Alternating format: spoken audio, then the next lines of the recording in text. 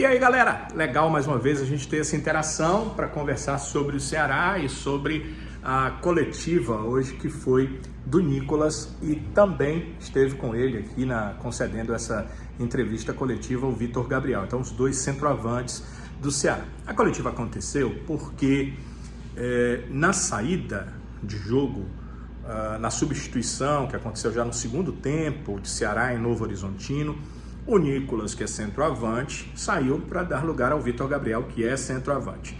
Eles passaram e não se cumprimentaram. Eu estava fazendo o jogo para Jogadeiro Band News, para Futebolês, e eu estava atrás do gol. Então, eu não vi o lance, como eu já disse algumas vezes. Eu não vi a situação, a gente está num outro local muito distante. Não dá para ver se o cara cumprimentou, se deu um tchauzinho com a mão, se falou alguma coisa, não é possível. Mas o pessoal que estava na cabine, na transmissão, percebeu, e eles têm também o vídeo, né? Eles têm, a Jogadeiro dá essa condição do vídeo da partida, está sendo lá gravada para tirar melhores momentos, então eles têm esse vídeo, esse monitor. Então no monitor eles perceberam que não houve o cumprimento dos dois atletas. Me perguntaram, me chamaram, eu disse que não dava para ver, realmente atrás do gol é impossível, não dá para ver mesmo. É uma coisa que eu estou atrás do gol e acontece lá no meio de campo. Às vezes não dá para ver nem quem vai substituir, porque a plaquinha, o cara não vira mais para o lado, né? Só para o meio assim, ou às vezes, como o jogador está do outro lado, no outro lado, até isso é complicado, imagina o cara saindo. Mas, com minha obrigação de repórter, na coletiva, eu perguntei no pós-jogo ao técnico Eduardo Barroca sobre esse assunto, sobre essa saída, e o Barroca respondeu dizendo que vamos ouvir aí, vamos dar uma observada no que disse o técnico Eduardo Barroca em relação a esse assunto da saída ali, da troca do Nicolas pelo Vitor Gabriel, e a saída onde eles não se cumprimentaram. Sobre a situação do Vitor e do Nicolas, eu te respondo diante do desempenho do Vitor hoje. Eu acho que o Vitor entrou bem no jogo, lutou, brigou, teve chance, correu pra caramba. A competição interna muito viva. Eu, sinceramente, não vi isso que você está me falando. Eu estava olhando outra coisa no jogo. Mas se isso aconteceu, sinceramente, isso acontece. Para mim, o que importa é aquilo que o jogador me mostra dentro do campo, né? E o Vitor é um jogador que trabalha, é um jogador importante para o grupo, assim como o Nicolas. A competição está viva, existe o Luvanor aí nessa competição também, existem outros jogadores de ataque. E eu acho que o Vitor entrou com uma postura muito boa no jogo, brigou, lutou, correu na adversidade. Difícil entrar num jogo como esse, o cenário era bastante adverso, mas ele lutou. Então, assim, eu acho que a gente tem que se apegar exatamente naquilo que o Vitor e que o Nicolas fizeram dentro de campo. É isso aí, eu acho que o que o Barroca falou está correto. Ele estava observando o jogo, ele não estava ali para olhar se um companheiro de time cumprimenta outro, se ela estava perdendo, se ela acabou derrotado por 3-0, ele estava pensando muito mais no jogo. Então ele tinha que pensar se os atletas em campo renderam, e ele entende que eles renderam. E acho até que a culpa do jogo, se ela não ter feito gol ou não ter jogado melhor, não dá para imputar nos centroavantes, nos atacantes de área. É uma outra questão, uma situação de mais de todo do que de uma situação específica de um ou outro atleta. Em relação a isso, entendo que ele está certo. Entendo que ele está mais certo ainda, porque certamente, quando ele chegou, não acho que no vestiário logo depois da coletiva, mas aqui no clube, deve ter ido conversar com os atletas, deve ter conversado com os pares de comissão técnica, deve ter ido ver o vídeo para saber realmente o que aconteceu, e as providências começaram a ser tomadas certamente por ele, pela diretoria do clube. Essa questão de não ter uma omissão, isso é muito positivo.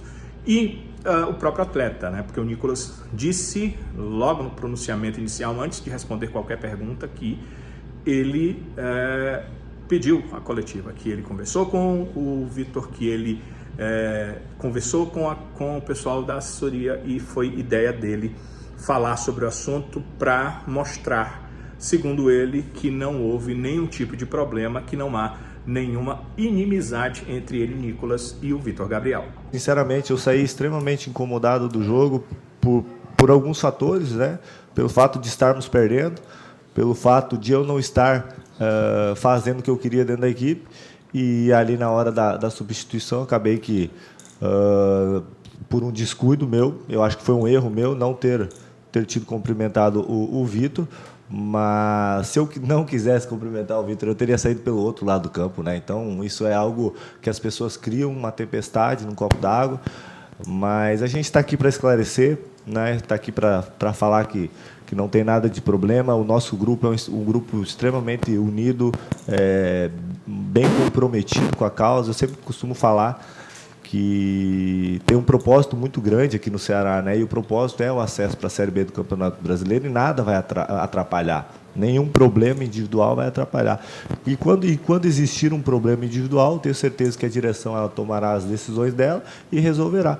Eu acho que é importante essa coletiva, é importante esse bate-papo para mostrar que a relação minha e do Vitor é extremamente normal, natural, né? Temos pouco tempo de convivência, mas o respeito e pelo trabalho de um pelo outro, com toda certeza, ele é muito grande, né? Eu falei numa entrevista esses dias, né, dessa disputa sadia nossa, que quem ganha com isso é o Ceará, por ter dois atletas de altíssimo nível, dois centroavantes extremamente competentes, e com certeza os dois vão brigar sempre para estar jogando. Se não estar jogando junto, com certeza os dois vão estar brigando para sempre estar ajudando o Ceará, que é o mais importante. Eu queria abrir a coletiva dessa maneira, acho que o Vitor também talvez queira falar algo, mas da minha parte, e vocês verão ao decorrer do ano, com toda certeza, que esse tipo de situação provavelmente não vai mais acontecer, porque a nossa relação é extremamente boa. Bem, dito isso, por parte do Nicolas, a gente eu particularmente tinha uma outra dúvida. O Vitor acabou postando nas suas redes sociais algumas coisas que parecia não que tivesse nenhum tipo de problema com o Nicolas, mas que ele estava insatisfeito por ter perdido a titularidade. Eu perguntei isso a ele, diretamente e citando as publicações em redes sociais, e ele disse que não tinha nada a ver com isso e que as publicações foram por questões pessoais. Ele disse com todas as letras que foram situações pessoais dele que fizeram com que ele postasse aquilo. Acreditar, não acreditar, é uma situação que cada um de nós tem o direito, mas o atleta que postou nas redes sociais algumas coisas disse que tinha a ver com a vida pessoal e não com o Ceará. Então, aquela questão de que ele postou depois dos jogos, que muita gente me pergunta, como é que ele postou isso depois dos jogos? Bem, coincidência? Não foi coincidência? O atleta disse que foi uma questão pessoal e não tinha nada a ver com o Ceará e com a perda da titularidade. Eles seguiram falando sobre algumas questões do grupo, que era um grupo bom, que realmente a equipe estava cansada, uma das perguntas que o Nicolas falou, desgastada, né? Não é um cansaço em si, é o desgaste que faz com que o atleta não tenha mais o mesmo rendimento. E aí a gente iria entrar num outro assunto, né? Porque um time desgastado foi praticamente mantida, a base foi mantida, só o Richard que entrou no lugar do Bruno. Mas é uma outra questão, uma questão do Barroca, da fisiologia, do departamento físico, da parte técnica que o clube tem, e aí a questão recai muito no treinador, que eu não tenho dúvidas que a fisiologia passou para ele o que estava acontecendo e as valências dos atletas. E ele tomou a decisão. Poderia, se tivesse vencido o jogo, ser chamado de uma decisão sábia, mas a equipe jogou muito mal, mostrou realmente que não tinha como dar um bom rendimento pelo que fez em campo e perdeu o jogo, que é o mais importante, porque o resultado fica. E aí a gente tem a certeza de que ele tomou a decisão errada. Óbvio que é fácil analisar depois. A gente fica imaginando, vamos pensar num outro cenário. O Ceará entra como outro time, 7, 8 mudanças na equipe. Como é que mexe no time que está ganhando? Que fisiologia que nada. Olha, em 1970, o cara jogava de 2 em 2. Olha, em 1900... são aquelas coisas que a gente sempre vai ouvir, que a gente sempre vai voltar a ler também, em alguns casos, mas que são situações diferentes do futebol. E aí eu entendo que o Barroca, embora tenha alguma experiência, ele não é um técnico super experiente. Não dá para dizer, vamos pensar no Eduardo Barroca. E aí você pensa, experiência. Não é o caso. O caso dele é um cara ainda jovem, novidade de forma de jogo, posse de bola. Você pensa no Barroca em outras coisas, não pensa em relação a ser um cara experiente. Talvez essa falta de experiência levou a isso, mas normal. Você vai contratar um treinador, sempre vai ter alguma coisa que ele vai precisar aprender, e eu acho que é uma lição que o Barroca aprende para as próximas partidas, para as próximas sequências que o Ceará vai ter. Se a fisiologia chegar lá com a listinha e mostrar que os jogadores estão extenuados, você tira parte desse grupo, principalmente quem está precisando mais, porque há uma necessidade de fazer isso. Acho que essa lição o Eduardo Barroca aprendeu, acho que ele não volta a cometer esse erro, e entendo que com uma outra formação, ou com essa formação não tão desgastada, o Ceará teria boas chances na partida com a partida contra o Novo Horizontino.